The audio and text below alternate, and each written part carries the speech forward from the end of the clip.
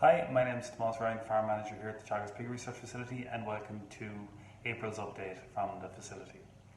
So, I suppose this month I thought really, rather than just doing the normal production figures and kind of benchmarking as to how we're getting on in each section, we talk about some kind of different stuff that's happening in the pig facility at the moment.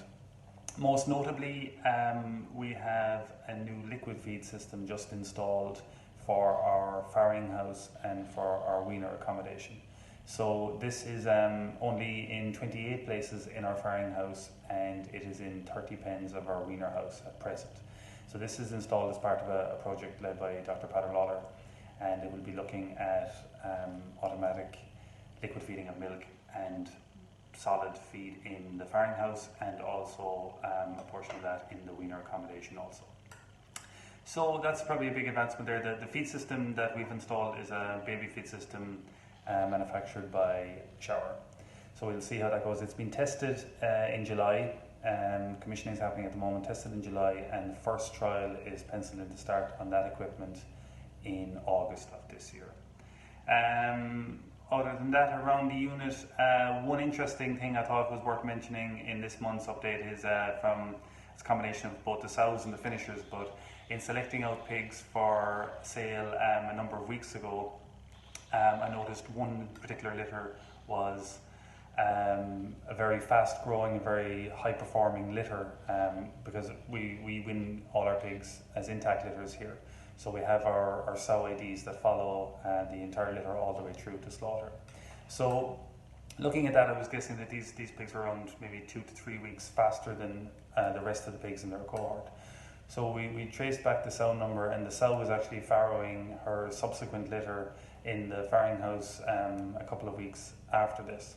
So we kept a close eye on her, and I thought some of the production stats that came out were very interesting in line with that litter that we'd selected for sale as well.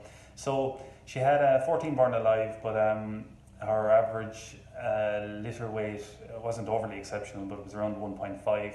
The majority of the litter were between 1.5 and 1.9 kilos. But at weaning, which was last week, she had an averaged litter weaning weight of 11.4 kilos, with the heaviest pig in that litter coming out at 14.3 kilos. So that's obviously a very good starting point from the side of getting to sale quicker. So I might keep you updated as to how that litter progresses out along through the way over the next number of weeks.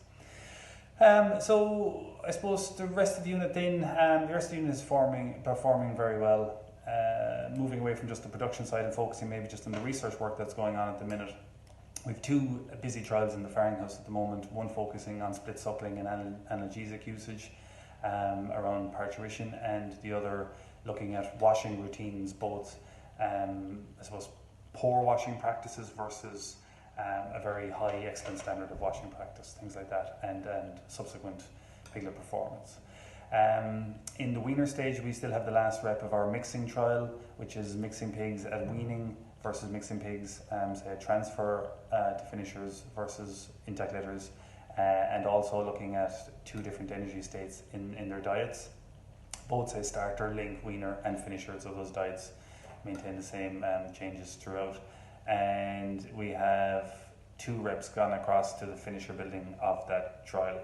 The amino acid trial and energy trial we were doing on the last update is finished, and that data has been processed at the minute. And moving down to the wet feed area, we have a wet feed trial that's due to finish next Wednesday there, and that's based on feeding routines and feeding splits. So I suppose that's really the update from April. Slightly different update this month, and maybe next month in May we'll go back to more of the standard production figures. So until then, stay safe.